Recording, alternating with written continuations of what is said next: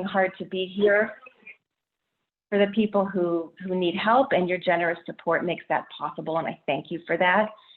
And also on behalf of Reimagine, I want to acknowledge the sadness and the rage that so many of us have been feeling in the aftermath of the race-based killings of recent weeks. We hope and pray that the response to these deaths is not simply a fleeting moment, but the beginning of a transformational shift in the long history of racism in this country. We are optimistic that the voices of racial justice activists are finally being heard and their work amplified as the violent and oppressive impact of racism becomes the work of all of us. This work is urgent, and at Reimagine, we are particularly committed to using our platform to provide space for diverse voices to shine a light on equity. Who gets to live well or die well, and who doesn't?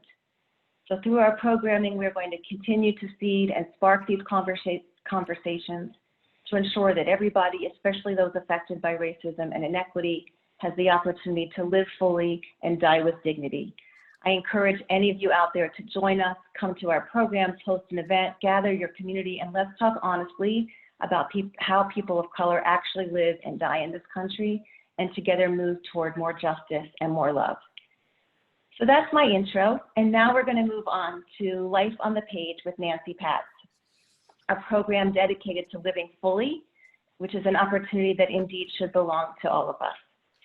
So Nancy and I are going to be talking about her memoir, Life on the Page, for about an hour. We're going to be talking about both how her stories and the art are really a model for each of us to think about, as Shirley said, the values that we live by and how we might help our families to know us and those values more deeply. And we're going to break out into some small groups briefly designed to help you think about your own precious stories and values, and then we'll come back together briefly. So I'm going to try to put my screen share back on and see if we can get started. Let's see, here we go. So Life on the Page with Nancy Patz. Hi, Mom. Hi, sweetheart. How are you? Hi, darling. I'm good. And hello again to everybody. So this event is entitled Reimagining the Ethical Will, which many of you know, but some of you might not know, that an ethical will is a document that people often write to share their values and their wishes with children and grandchildren. It's a will, so to speak, of our non-material treasures. So Mom, you have not written a letter or a document. In fact, you have written a memoir, a graphic, beautiful memoir, drawn from dozens of sketchbooks, 92 sketchbooks to be exact, and other art that you've created over the years. And in fact, you have shared that you explicitly did not set out to write an ethical will. But in fact, what you've done here is to convey so much of what matters to you and the values and really your whole approach to life that is so rich and so wise that I was really touched by how this really is a version of an ethical will. And I'm excited to explore with you how you got there and what you set out to do and how the book unfolded. So maybe let's start by just telling us what you had in mind for this book. What did you want to do? What did you not want to do? How did it all unfold? Okay, first of all, welcome everybody. I'm so happy that everybody's here. It's wonderful, even in this strange new configuration, to know that you are all here while Jeannie and I talk about this book. I did not start out to write an ethical will. I started out to write a book about sketchbooks. I had all these sketchbooks lined up, you know, piled up on the dining room table and other tables as well. But I found out very quickly that other people have written good books about sketchbooks. It's been done, didn't have to be done before anymore. And then I began, I had all the books out, and I began to think about how maybe I could possibly organize them. After all, they covered many, many years. Maybe I could possibly organize them to tell my life story. And then I got to thinking that I knew I did not want it to be preachy, but I did want maybe my grandchildren and my children, you among them, Faith, to know me from my own perspective, from what I wrote and from what I drew. And I thought that was how I wanted to begin. So should we take a quick look at those grandchildren that you dedicated this book to? Absolutely. Absolutely. Because they're gorgeous. Aren't they gorgeous? Yes, and here they are. And here they are. And my daughters and my stepdaughters are tucked in here too, and a son-in-law or two, and so forth. There they are. So, hello, all of us. Mm-hmm. So this was your inspiration, but let's tell us now. Let's just start by taking a look at a page that tells us what you love about sketchbooks and what draws you to this medium. Well, I love the immediacy of sketching, of catching the moments. You can catch the moment if you're lucky. And again, and not only that, again and again and again, you get to draw. And I like to draw. So I can have whatever paper I want. I make my own sketchbook. So I put in a variety of paper, a paper for watercolor, some papers for pen and ink, maybe pencil. And you can have whatever medium you want to draw. I carry it all. And the possibilities are there for catching the moment. And I like this drawing a lot, this page a lot, because there's a page from, there's a sketch from Paris, and on the right, there's a sketch from Tokyo. And what I wrote there seems to say it. Sometimes there's just a moment before the fog lifts or the city wakes up. And if you're lucky, you're lucky. I love the process of trying to catch those moments. Sometimes you catch them, sometimes you don't. But I love the trying. And this is important for me to say right in the beginning. I put this book together. You see Paris and Tokyo. I put this book together with the major help of Gail Goldner Green, my dear friend. Gail is a lawyer and a photographer and a Photoshop expert. So I could pick a drawing from this page and this sketchbook and put it together with another one from another sketchbook. We designed each page and Gail Photoshopped it. I could not have done this book without her. That's the truth. That's the truth. What a team. Thank you, Gail. Thank you. I know you're here, so thank you for all this work. I want to say that I think I'm having a little bit of audio difficulty, so I'm going to try to switch my audio. But in the meantime, Mom, I wonder if you could tell us how the book is organized. There are 3 parts. The first part is called Life on the Page, and that's the memoir part. Each of the 3 parts starts with a big painting of flowers. And this is the first part, Life on the Page.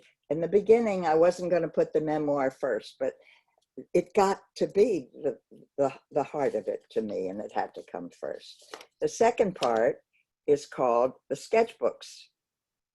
The second part is called the Sketchbooks. And it's coming up anytime now. There it is. And what struck me here, there you see the spiral of a sketchbook, and that drawing really does seem to go, to me, in my mind at least, with what Leonardo said, and I quoted it here. He wrote this in 1490. He said, "Let the sketching of compositions be quick, and let the limbs of figures be not too finished."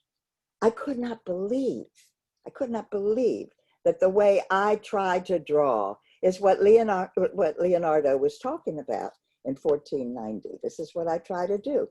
Let the sketching of compositions be quick and keep things not too finished. And the third part of the book is about techniques, what tools I like to use. We're going to see that in a minute. There it is. It's tools and techniques, and what I like to paint with and draw with, and why. But I called it, sometimes I draw with a pigeon feather. You draw with a pigeon feather? I do. I actually draw with a pigeon feather. I picked up a real pigeon feather from the street in Perugia, and I loved drawing with it for years. I drew with it for years until it broke. And you can see in the next drawing that it gives such energy, such energy. I drew this with a pigeon feather in a little wash. So it worked for a long time. I just have to ask, do you only draw with pigeon feathers? No, I do not only draw. I do not only draw with pigeon feathers, but the pigeon feather is special. I've also drawn with a favorite little twig that I picked up in Midland, Texas, and I drew with it until I lost it. And I've had other twigs, but they're not the same. But I have, of course, bought pens and brushes in art stores. And in the last section here, I talk about which ones I like and why. But the best thing about using any brush or pen is the moment when the gods smile upon you and you know when to stop. That's what I think maybe happened in this drawing, that somehow I knew when to stop.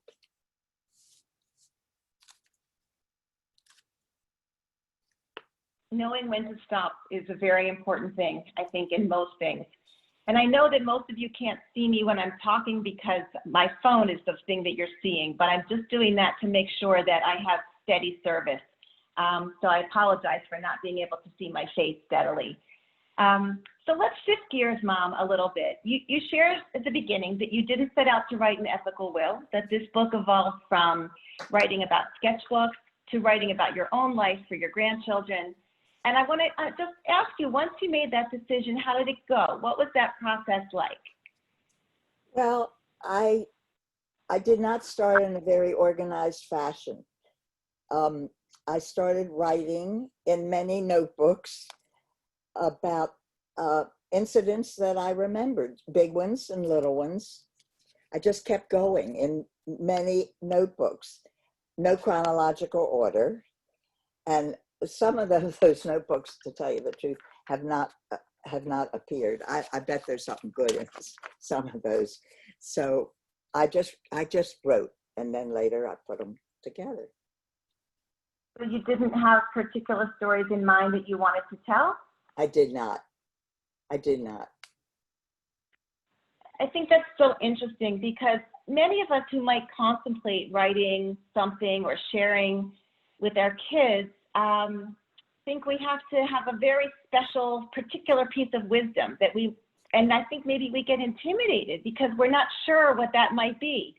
But it sounds like you didn't start out knowing what you were going to say. I certainly did not know what I was going to say. Even when I thought I was clear about what I was writing about, I saw nuances that I hadn't known before. I discovered things along the way that I had not known. Oh, tell us about that. Tell us some of the things that you discovered. Well, for one thing, look at this picture of my father and me. There. I came to know more clearly than I ever had before how absolutely all-encompassing my father's love and encouragement and support were. And here is one tiny, literally tiny example. That whole little written page you see on the right side, that's a little memo page about a 2-inch by 4-inch, a little memo pad that he carried in his pocket. And that little piece of newsprint that he cut out and pasted on there is an ad for the publication of books. He cut that out.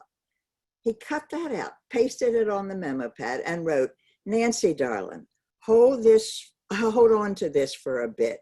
You'll have use for it before long. Love, Daddy." And guess what?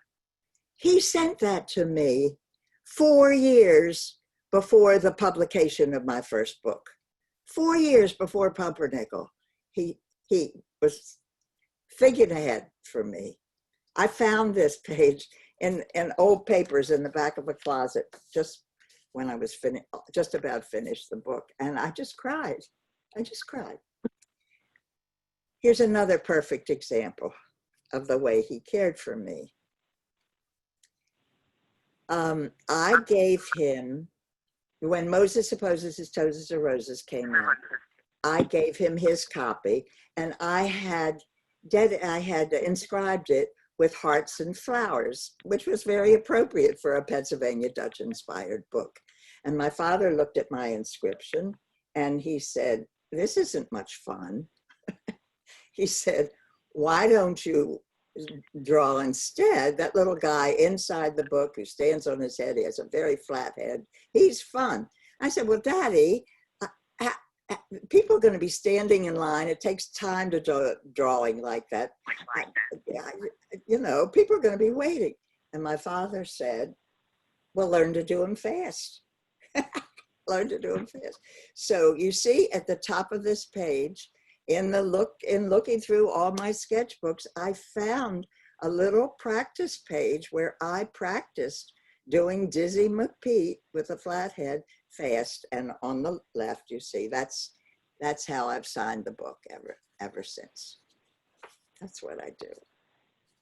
Well, I love these stories, and it's clear how much faith he had in you, even before you were there, even before you were publishing. Way before. And I guess I want to know, as you were discovering this, as you went through your art and your memories and your photos, what was it like to really take in your father's deep admiration and support for you in this very specific way, Mommy? All I can say is I was blown away. I was just blown away. Well, thank you for sharing this with us. I noticed that in the sketchbook, in addition to your father, you also put in some grandmothers, 3 grandmothers, in fact, 2 of yours and 1 of Daddy's. And I want to know why you wanted to include them. Well, they're part of my legacy. They're part of your legacy and Susan's legacy and the grandchildren's legacy. And in writing about them, just what I was saying before, I discovered things about them that I hadn't known before. They are each so remarkable and really quite different. One of them came from wealth, had wealth.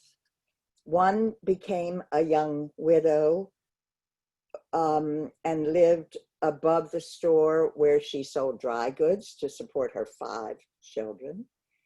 And one was really pretty much a lady of leisure until her husband lost his nice menswear store in the mid-20s.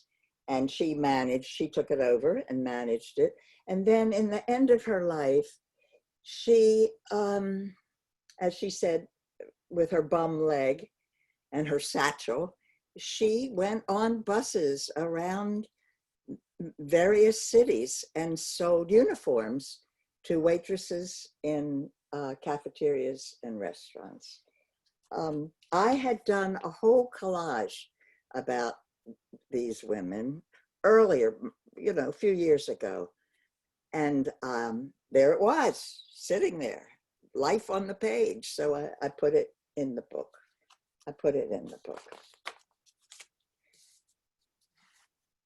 You want to read this poem, dear? Oh my. Can you hear me? Now we can. Okay, great. 3 women of valor indeed, women of strength and character, who figured out what to do and did it. I wish so much that I could talk to them now.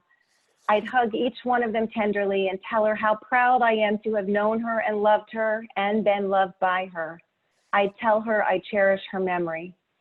It's so beautiful, Mommy, what you've written to them. And I see on this page that your mother, who's another remarkable woman in your life, who we're going to talk more about a bit later.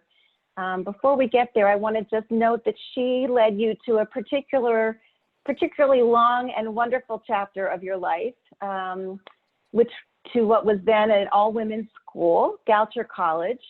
And I wanted to know why it was important for you to include Goucher in your memoir.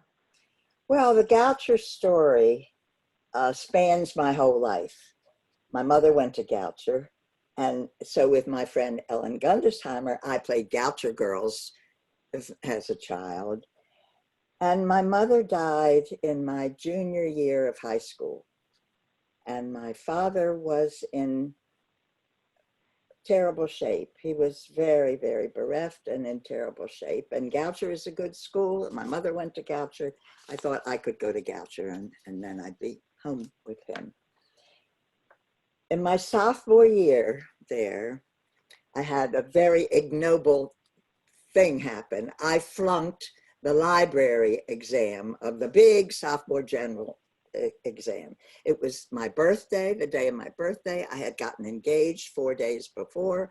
I was happy, I was distracted. It was spring outside the window. I did not see where it said, turn over and continue, turn the page and continue. So I flunked it. But what's a nice irony is that years later, after I'd had numerous books published, I was invited back to Goucher to speak, and I donated books to the Goucher Library. I love that. I love that. And not only that, all my papers and the dummies and all the workings of all the books are in the Goucher archives. And I've gone back to teach there on the making of a picture book. And the Friends of the Library, as you can see from these invitations here, the Friends of the Library have been marvelously generous and had wonderful book signings and teas and art exhibits and so forth. And the truth is, I thought of this as I was writing, I don't think anybody cares that I flunked the library exam. That please. I'm sure that that's better. It's a nice touch, don't you think? Right. I'm sure things have really changed over these years, and that nobody is holding you for that library exam. And I see why you wanted to include this chapter, because it's such an important evolving story that shows a beautiful arc of your life and reminds us that there are lots of things we can't plan for. And what a lesson that really is for all of us, especially in these moments of so much uncertainty, that life will unfold, that there can be beautiful relationships and stories and connections that circle back and nourish us throughout our lives that we can't possibly know today, but that we can be open to along the way, which you clearly have been. These examples of that you're sharing about what you've discovered through the writing of this book really speak to the power, I think, of telling one's own story. In reconstructing our own narratives, as we do when we're writing an ethical will or thinking about what we want to share with our loved ones, we can find meaning for ourselves, Mommy, as you did, that we don't even know was there. So sometimes I think we know the facts of our lives, but in reviewing them again with intention, with attention, we shed new light, and in doing so, we often find deeper meaning. And thinking about our lives, I think we understand more, and writing about it helps those stories come to life. Joan Didion said it so well, and you actually quote her in the book. She says, "I don't know what I think until I write it down." Yeah. And the next page, I think, is so very powerful in this respect. It is called Etruscan Farewell. It's a gigantic print. I think it's maybe 8 feet long. It hangs in your living room. Tell us what this is about. Well, I saw this scene on a sarcophagus in some museum far away. It's the way Etruscans say goodbye. They made dying such a celebration of life. I loved it.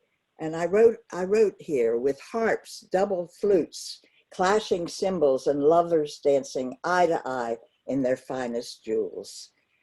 I loved that celebration of life. And you know what? Making this book has turned out to be another celebration of life, a present I've given myself.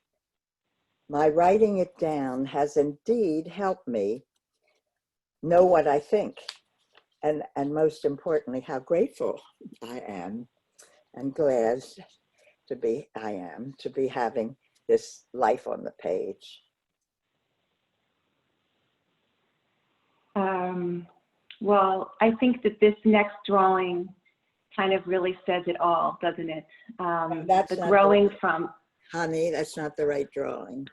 no, that's not the right drawing. Here's the drawing. There's the it really says it all to me. It's growing from the bud through the beautiful blooming flower and on all of the stages.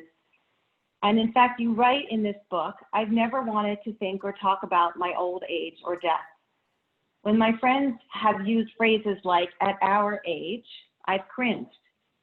But lately, I've grown more accepting of the inevitability of end of life. Perhaps that's why I decided to make this book, why it came to be important to me that Maya, Sophie, and Livia, Maddie, Daniel, and Benjamin, those are the grandchildren, everybody, know more of my life, and Susan and Jeannie too, and Patrick.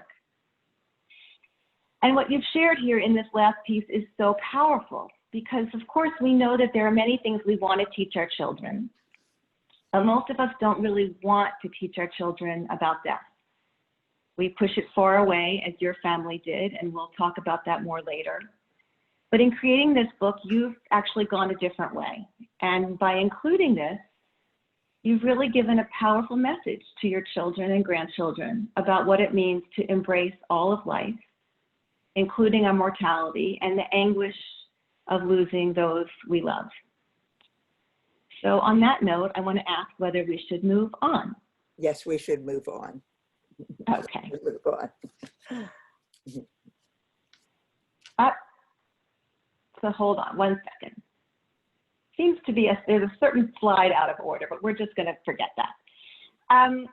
So this is something interesting that you've shared, Mommy, in the book. You included a topic that we don't often see in memoirs, which is your teachers. You've had many, many teachers, and you speak of them in the memoir so fondly, with admiration and humility, noting how much you've learned from them along the way, both the ones you've studied with and those you've admired from afar. So tell us about your teachers, who's in the book, and why. Why did you want to include these folks? Well, because they've been very important in my life, very important. Here's a page from a life drawing class where the model change poses every 2 minutes. So you do a new drawing every 2 minutes.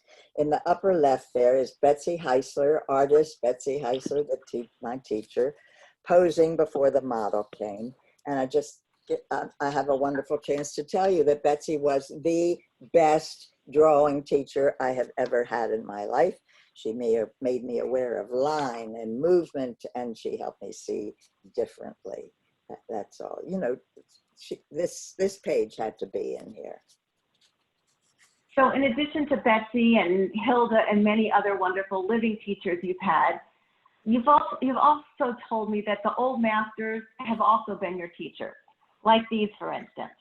Absolutely.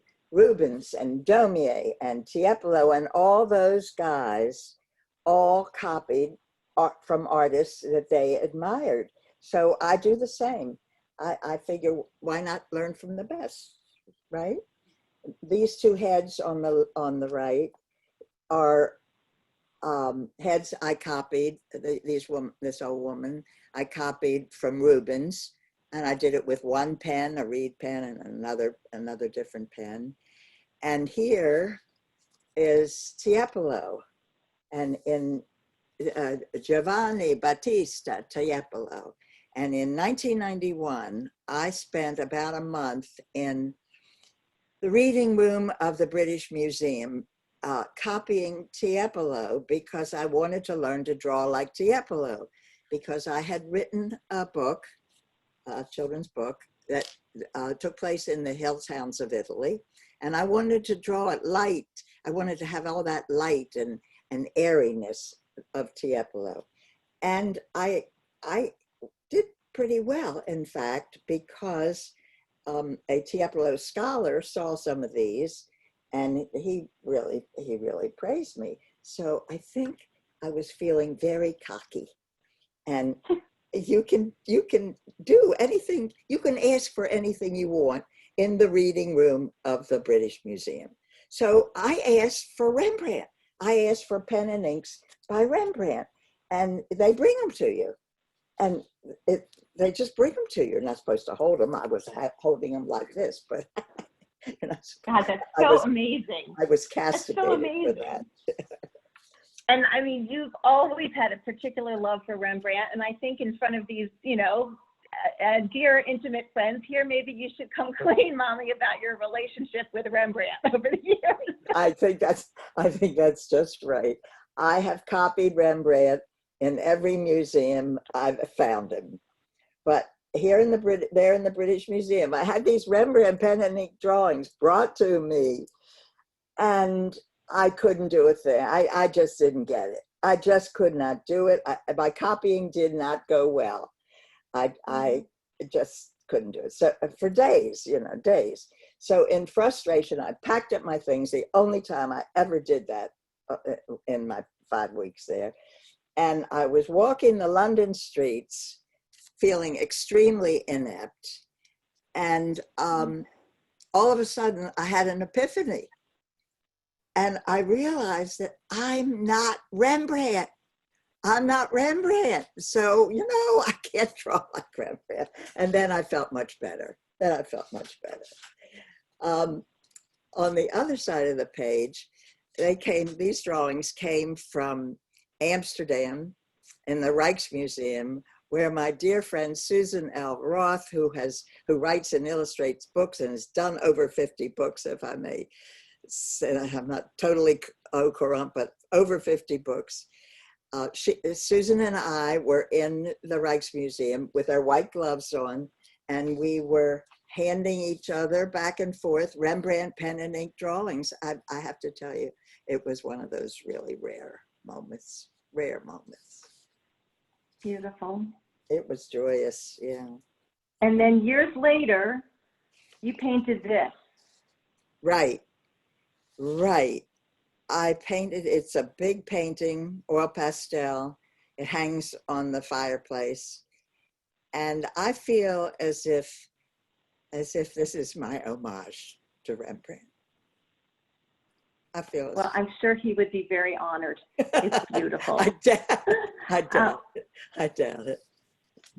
I have to say, I love this section about your teachers, about you, because it tells me so much about you, about your persistence, how you kind of wrestled through that moment of doubt, I'm not Rembrandt, and still just kept going and went to the Rijksmuseum after, and about your commitment really to following your heart and your passion, and also your humility, how enriching it can be when we actually accept that we don't have to know everything. And I guess it really speaks to joy, Mommy, and how much joy you have in your life and how much you exude that through your art. And this book really celebrates that. So I want to look at a picture first to sort of talk about joy and joy in your life and joy through your work. A picture that really speaks to a lot of joy in my mind when I look at it. This is a beautiful picture of you when you're about 12. With your parents on your back porch, and you're all home, and everybody looks so happy. Your father looks so proud. Your mother looks beautiful, and it looks like a very happy time. And it just makes me think about how easily you embrace joy in your life and on the page. And your sketchbooks are an example of that. So I want to spend a few minutes looking at the sketchbooks and talking about kind of how you think about it and what you have in mind when you open a sketchbook. And just as a heads up, Mom, we just have one of these airport pictures here, so we're going to just talk about one. That's just lovely. My sketchbooks always start with it in the airport, and what I want to do is just catch the moment. I look around, I decide who looks interesting to me and what I want to, what kind of pen or pencil I want to use, and who I want to draw. And people are really just models. They're just sitting there, right? So they're just waiting and waiting and waiting. But I like people in motion too. I like people in motion. Here are the whirling dervishes in Turkey, and down in the corner, dancers in Morocco on one of those trips with Hilda Thorpe that I took a bunch of. And I like drawing people at their work, because people are interested in it. They don't care about me drawing them. They just continue doing their work, like the potters in Estonia and the master calligrapher in Japan. And I like to draw kids, which is a very good thing because I draw a lot of them. This has kids from all over. Gail and I took them from lots and lots of sketchbooks and put them here. And I like to draw food. I like meals, and I draw a lot of meals. Sometimes I draw the fish before I eat it, like over there. And sometimes I draw the bones after I eat it. And all of us who went on those travel trips with Hilda, those sketching trips with Hilda and Francoise, know that it was all about sketching. Sometimes I draw the coffee in Austria and the mussels and wine in Estonia in the middle of the page, and a proper tea over there in the garden in Canberra. And I love markets. I really love markets.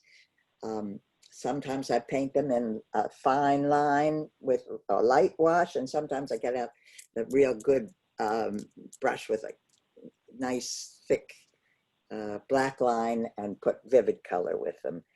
What do you love so much about markets? I love all the cacophony that just seems to be waiting to be drawn, like this in Jerusalem, even without color.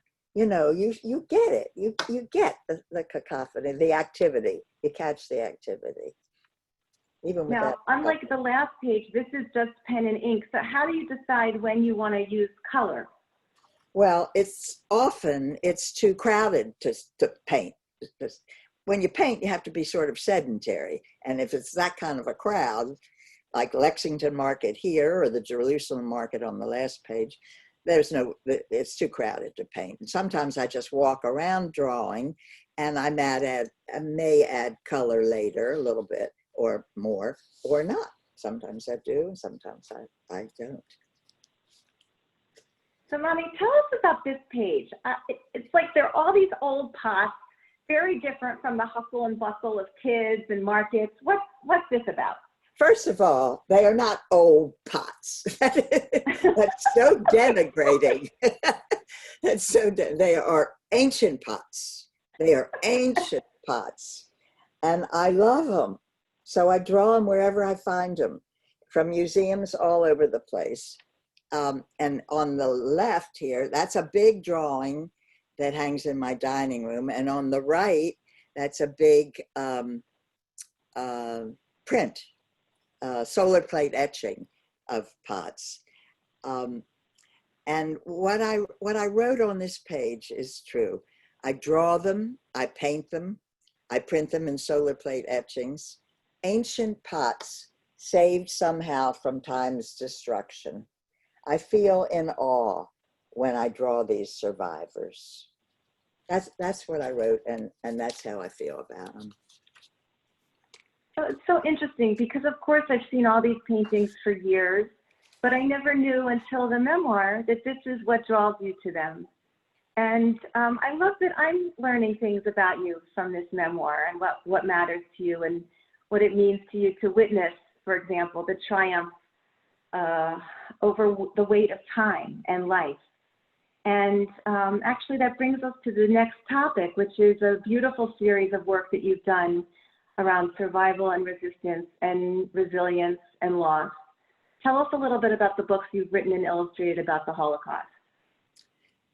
Well, these books all started with that hat in the middle, that unlabeled maroon wool woman's hat that I saw in the case all by itself in the Jewish Historical Museum in Amsterdam. And that led to the writing and illustration of my book, Who Was the Woman Who Wore the Hat? And then from there, other Holocaust themes books emerged. Like, for instance, with Susan Roth, who wrote fabulous prose poems about 18 people. We called it 18 Stones, who were the part of a family of my friend Haya Verveer from The Hague before the war. And you see the picture over on the left with, right, of this adorable little girl. That's how old Haya was when she was in the concentration camp. You see that picture? I drew it in 18 stones there next to it in color, and then moving across on the cover of Prism, which is a journal, highly distinguished journal for Holocaust, worldwide for Holocaust educators. I drew Haya again there. And then back to the left, that's Haya's father and her 3 brothers. And them I put on the cover of 18 Stones. So thank you for sharing these books with us. And of course, these are not the only books you've written. You've also created picture books for young children with lots of silly texts that are fun and playful. Tell us a little bit about what it's like to create these books and the kind of joy it gives you. Well, there is nothing like getting the book. Finally, they usually send you 2 copies, and you hold that book in your hand, and it is a real book, as opposed to lots of isolated drawings and sketches and finished pages and so forth. After years of thinking and writing and illustrating it, it takes me about 3 years to write and illustrate a book. And it's not always smooth sailing, of course, because I have worked for a bunch of years on a book which had, on a couple books, which then were ultimately rejected. Editors can be very ornery, but it helps a lot when you've got good support at home, which brings us to Patrick. There he is. So for those of you who don't know, Patrick is your husband, my wonderful stepfather. And it's nice to see that sometimes you include not only strangers in airports, but those who are near and dear to you.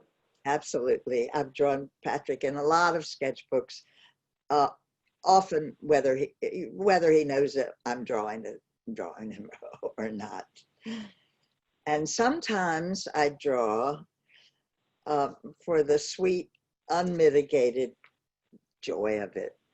I found this drawing in an early sketchbook that was, I guess it was supposed to go in one of the early Ben Janelle books, but it never made it in. But I found it near the end of putting the book together, and I just love the joy of it, because it does express how sometimes just for the pure, unmitigated joy of it, I love it. I just love how much joy there is.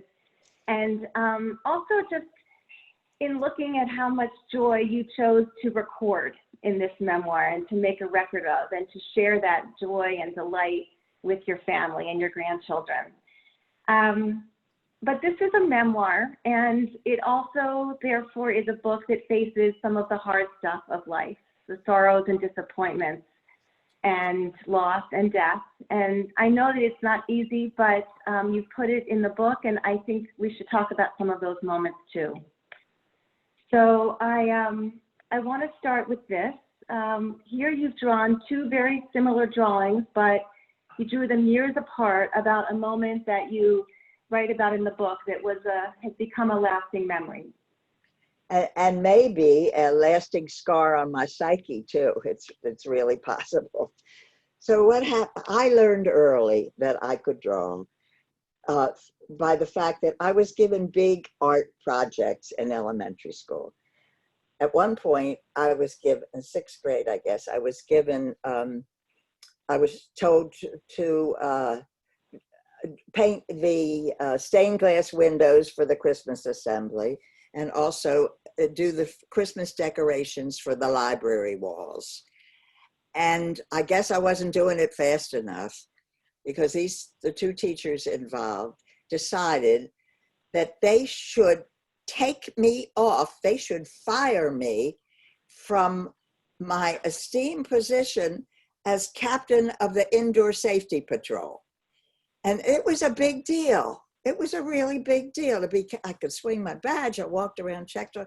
So there I was in the hall with Miss Hoffacker in the hall, and she fired me from being captain, and I was humiliated and I was embarrassed and I felt absolutely horrible. And what I most remember about this incident is the way I went home that afternoon and sobbed on my mother's chest, just sobbed with her arms around me. And I found in the sketchbooks 2 drawings years apart, 2006 and 96. What was that? 1996, right. Two drawings years apart in which I drew, this was in memoirs of my mother that I did. I did 2 sort of casual memoirs of my mother. And I drew this scene. So I guess it was a very tiny incident, but it must have been real important to me. Well, it sounds like a really painful moment and also an important moment and memory for you with your mother. So let's talk a little bit about your mother. Okay. My mother died when I was 17. And I did not go to her funeral because I assumed that I'd have to see her in an open casket and open coffin. And I didn't want that. I wanted to remember the way I knew her. And so I didn't go to the funeral. Of course, no one told me that that wouldn't be the way it was. No, but we didn't discuss any of this. We just didn't discuss a lot of things. Nobody even told me that she had cancer. I found that out from an ad in that was called the seven deadly signs of cancer in the Saturday Evening Post. It took me almost 50 years to begin to reflect on the loss of my mother and what she had meant to me. And then in an intense burst, I made drawings from old photographs and wrote poems. And I drew drawings on the poems and I did poems on the drawings. This big one has me, I guess I was about 4, Strathmore Avenue, there we were. And this collage I made in which I imagined the emptiness that this little girl, who was me, was going to feel later. I never acknowledged, what I felt when she died. I worked for many years with these memories and wrote many poems and did many drawings. And when I thought I'd finished, I felt complete. I did a whole bunch of big pencil drawings like this one here. And I felt complete. And months later, I started a big oil pastel painting and abstract. And when I turned it upside down to check the composition, all of a sudden there were those 2 red things. They were my mother's jacket that my father had bought for her on our last trip before she died. They were my mother's jacket. So I painted her face in from photographs and I finished the painting.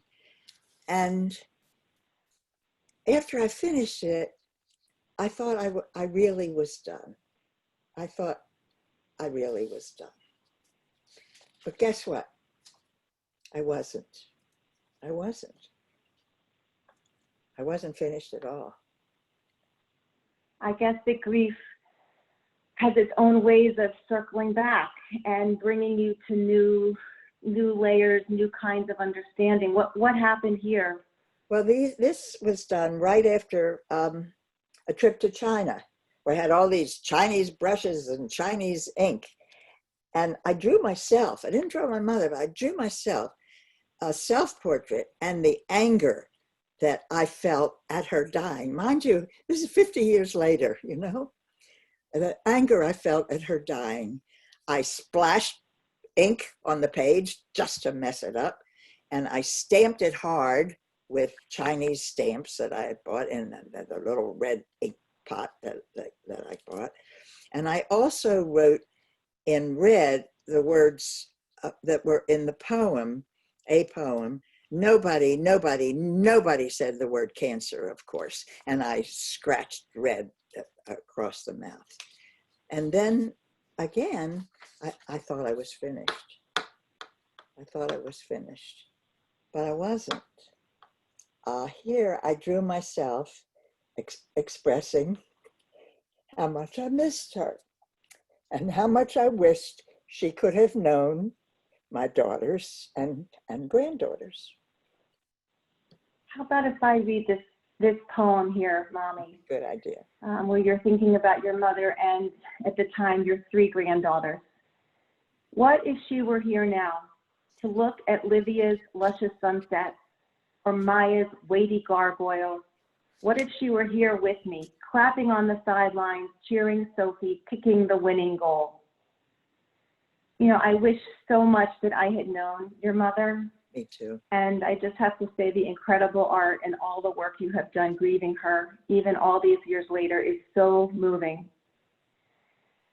So I'm going to take a breath because this is a lot. And we're going to move on a little bit. Since we're talking about some of the hard stuff here, this part of your memoir, there's another hard time in your life that you include in your memoir that unfolded over many years that I'd like to ask you to talk about. So I want you to talk, if you would, a little bit about your marriage to Daddy. Well, we had 10 wonderful years. Love this picture at the wedding. We had 10 wonderful years. And then Morton's severe chronic depression took over our lives bit by bit, year by year. Because we'd been so close in California and Texas, I took on his mantle of secrecy with ease, and the years went by.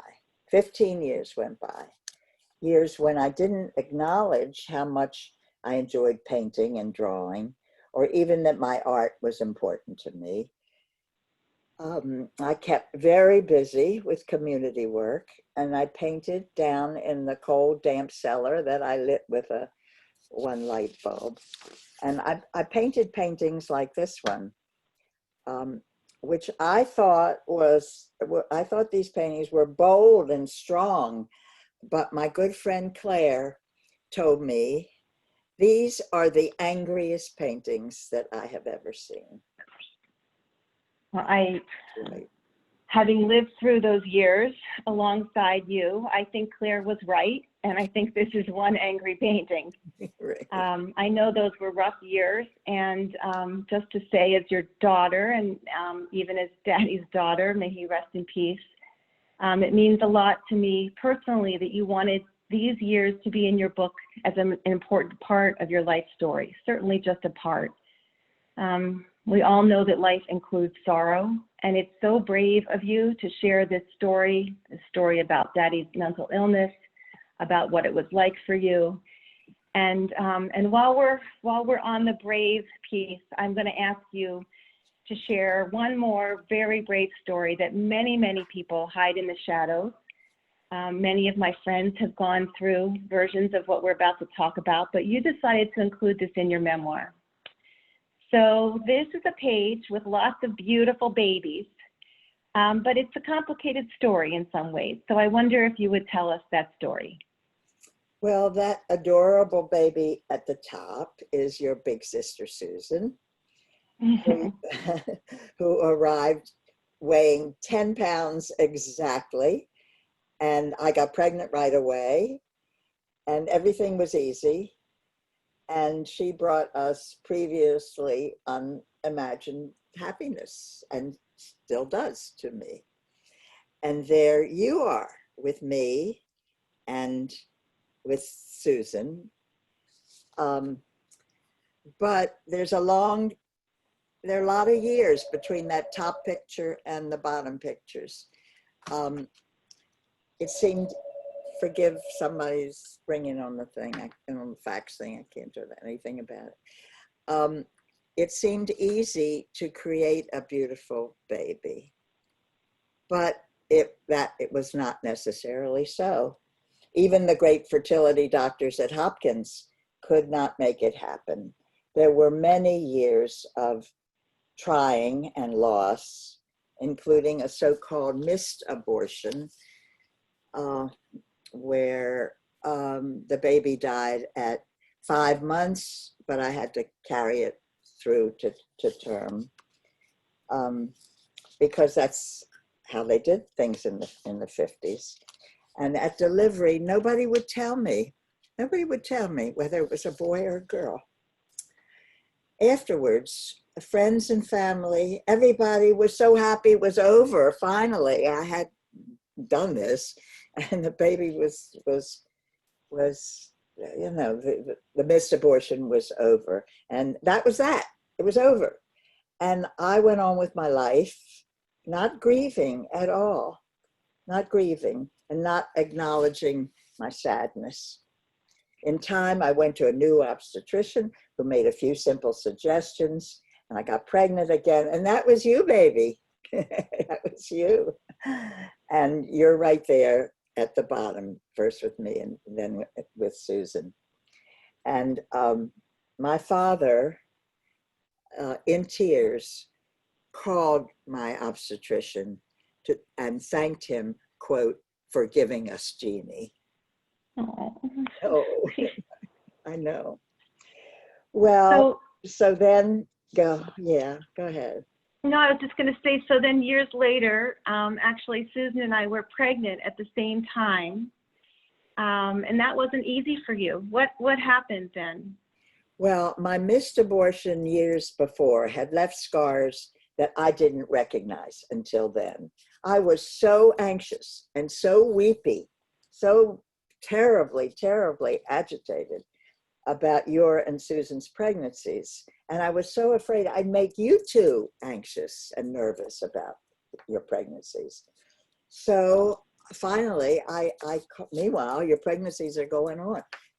So I called a psychologist who I had known briefly in Birmingham, Alabama, and I talked to Miriam on the phone, and I wrote, and we talked, and I wrote, and we talked, and I did a lot of work, writing and talking and so forth, and I was able to let go of my earlier grief. Maya and Sophie were born 10 weeks apart, and I thought I had never known such joy.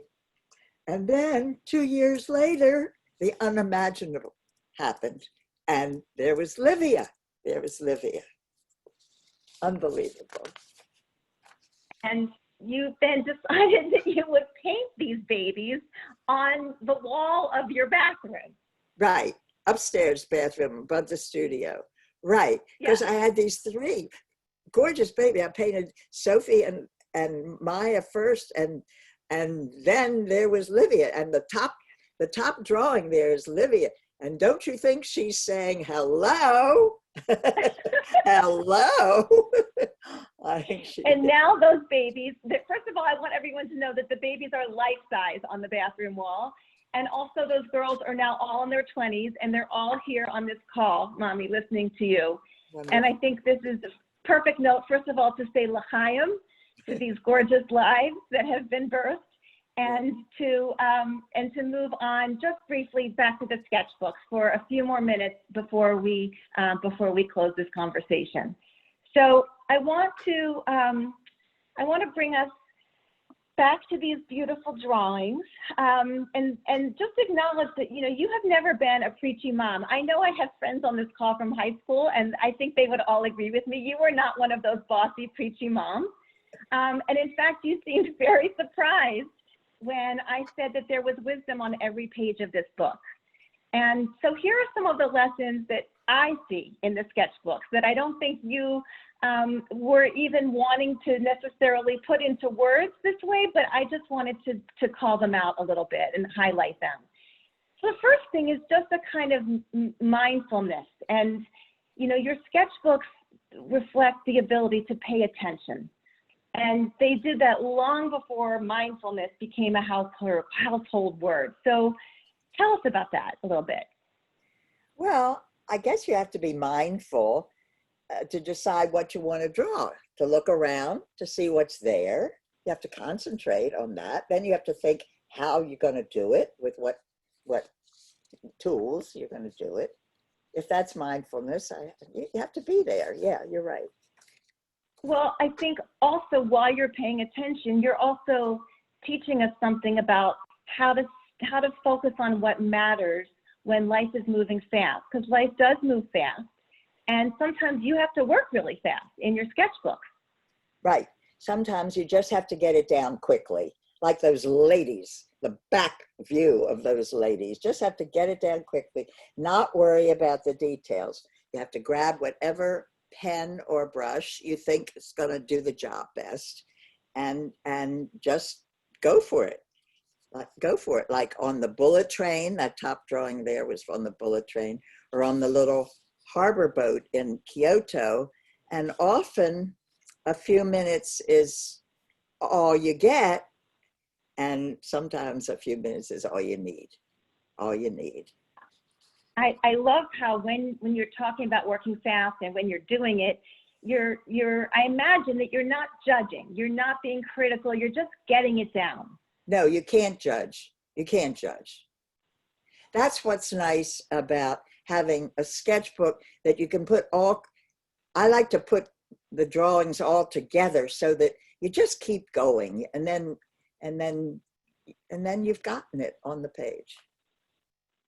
Now, one of the things we know is that when you have a sketchbook, as you do, especially when you're traveling, it's kind of attached to your hip, and you want to get everything down in it, you have to draw under all kinds of conditions, even in the rain. So what's that like? Well, you just have to think, well, it's uncertain. I wrote on this page in San Gimignano, sketching in the rain is uncertain, exciting, but uncertain. That's it. You just have to think about what the spirit is of the moment and just get it down.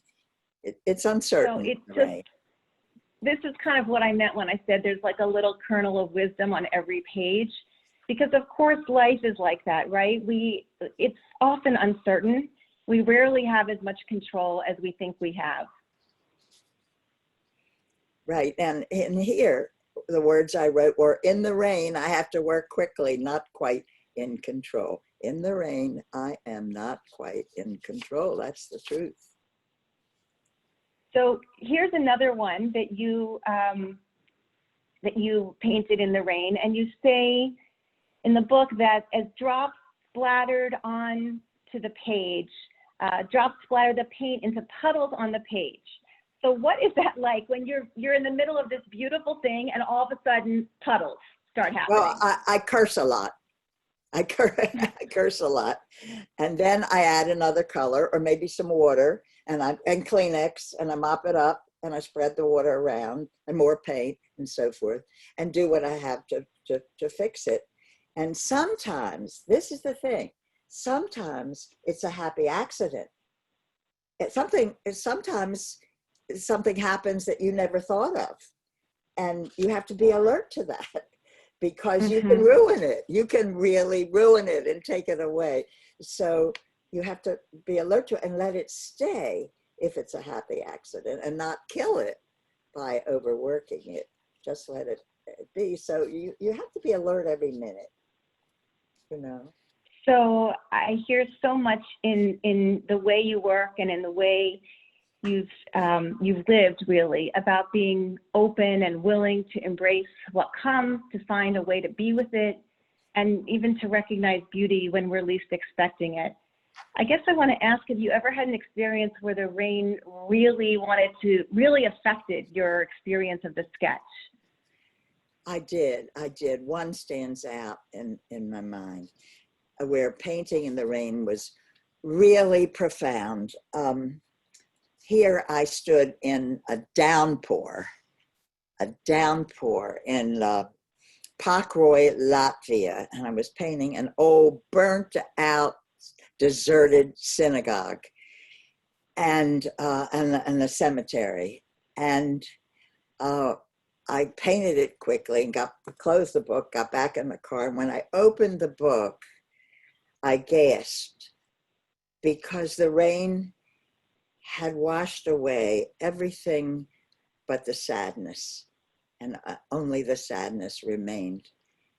And really, I got the moment, didn't I? The sketch caught the moment. If it had been more finished, been more detailed, it wouldn't have been the spirit of what I felt there. So Yeah. that was a good one. That was a good Yeah. happy accident, really. So And sometimes it pours, right. and sometimes what happens? Well, sometimes the sunshine is so blindingly bright that you want to leave lots of white on the page so that you get that feeling of that brightness. And there are two pictures of Hilda Thorpe, who was teacher, mentor, friend, wonderful Hilda, who we were in Morocco. This was in Asila, and we you know, it was so bright. That's the way that's the way it was that day in Morocco. So, I love that we are coming around to this beautiful sunlight. I feel like we are back in the light, the glorious light of life and living, of celebration, of connection, of healing from losses, and of joy. And I know this is a painting that has particular just joy and beauty for you, Mommy. And I guess I just want to say how powerful your story is, really, your story of beauty and grief, of the so many lessons that we as your children and grandchildren have come to know through knowing you. This memoir, this book is a gift. It's truly a gift. And it's a glorious example of reimagining what an so-called ethical will might look like. You know, most of us, unlike you, don't have a lifetime of artwork to draw upon in the way that you do, but we each have a lifetime to draw upon, a lifetime of stories and choices that's packed full of lessons and values and discoveries. And as we were talking about at the beginning, if we give ourselves the chance to sort of retell ourselves those stories, we may discover things, and we may discover even things that we want our loved ones to know. So thank you for reminding us that we actually already have everything that we need to convey to our loved ones what we want them to know about who we are and how we live. It's been just a joy to work on this with you and to get to know you even better all these years. I'm almost 59. I love you so much. And I think what we're going to do now is shift gears briefly and open the space for us to go into breakout rooms. And I think I'm going to let Shuli handle the technical side of that. But what we're going to do is invite you in these rooms, should you choose to stay, to share a value or a life story about yourself that you'd like your loved ones to know. So Shuli's going to put us into rooms with a magic button. You don't have to do anything except, I think, hit join. But we want to invite you just to share something, just to kind of get you started on what you might like to share with the people in your life. And we'll be here when we come back for some closing remarks from Shuli.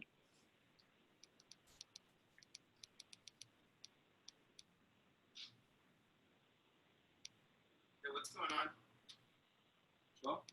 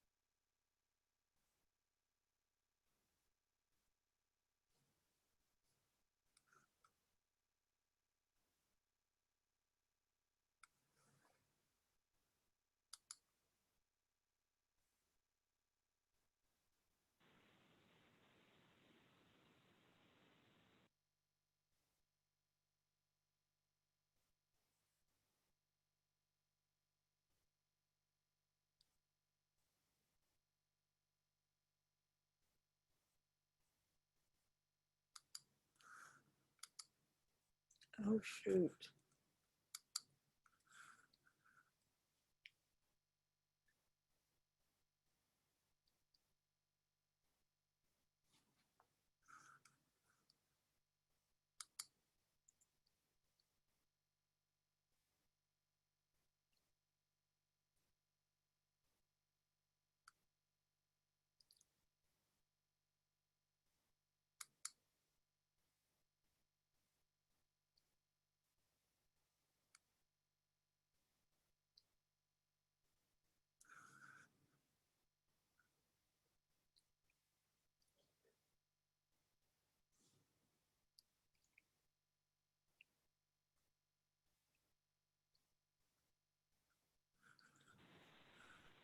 Hello?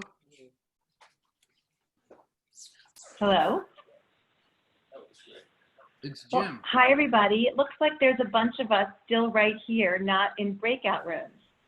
So I'm just wondering if anybody has any questions for Nancy while we're here, while we wait for other folks to come back, or if anybody has a value or something that you'd like to put in the chat that you'd like to share with your loved ones. I know it's hard to talk with so many people, but if you want to, maybe you could raise your hand and Shuli could help us unmute ourselves.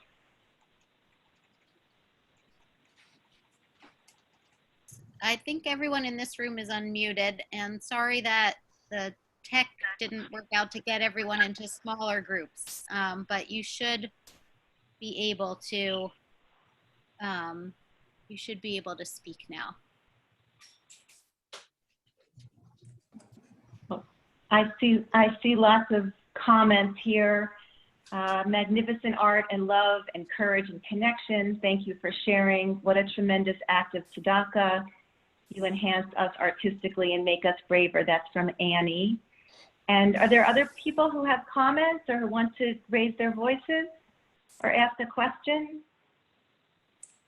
Hi, Jeannie. This is Paul. Can you hear me? Yes. Hi, Paul. Hi. You know, well, just wonderful exchange, getting to know your mom and her ethical, you know, her legacy. And what I just really liked how you really told us that we have everything we need to leave a legacy. And that's just such a great reminder. And I just wanted to just say it again out loud, because a lot of times I don't think we look at it that way. So thank you for just pointing that out and just giving that some emphasis, because, you know, your mom would be a tough act to follow. She is. No, that's Tell me not about true. it. Not true, not true. She is a tough act to follow, but I so appreciate, Paul, you're underscoring that and you're hearing that, because it's so true. We all have these beautiful lives that we've lived, and all of them have lessons and heartache and triumph, and you know, that's the stuff of our life, right? That's what we want to pass on. And so all of it's there. We all have it. So thank you so much for bringing that back to us. Hello. Hi, Marcia. I'm a friend of Barbara's, your aunt, I assume it is, Barbara Roswell. Yeah. And I'm a friend of hers because my daughter is her best friend. So I'm a friend by association. But I say I'm a member of your family. And I am an artist too, and I do draw when I go places. And I've been so inspired by the dedication to art and to history that your mother has brought in all that she says and all that she draws.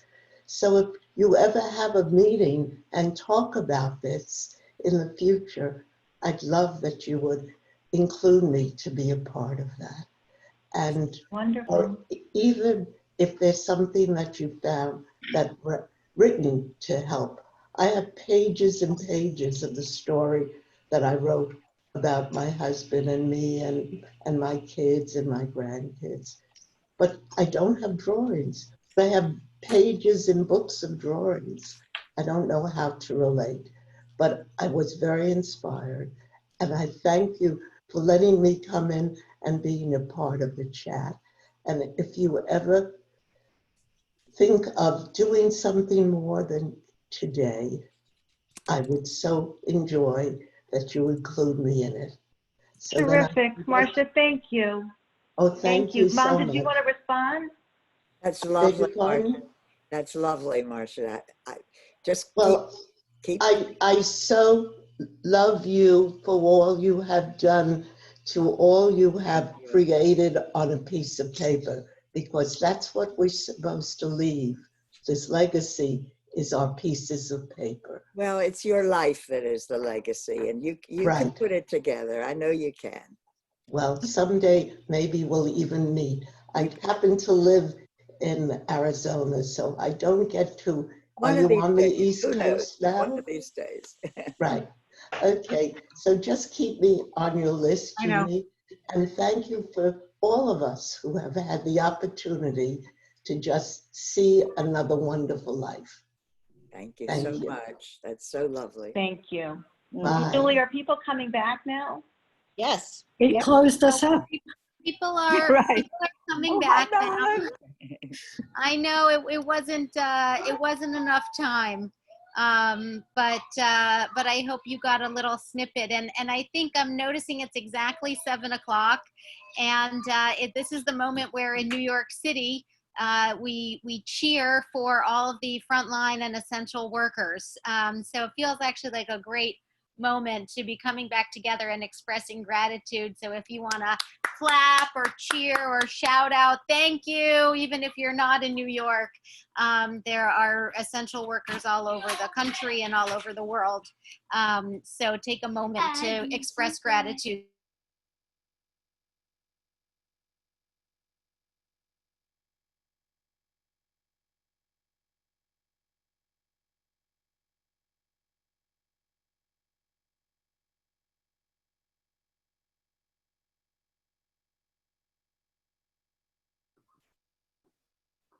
Sorry, everyone. Those are the little people I'll be leaving my legacy to someday. I just.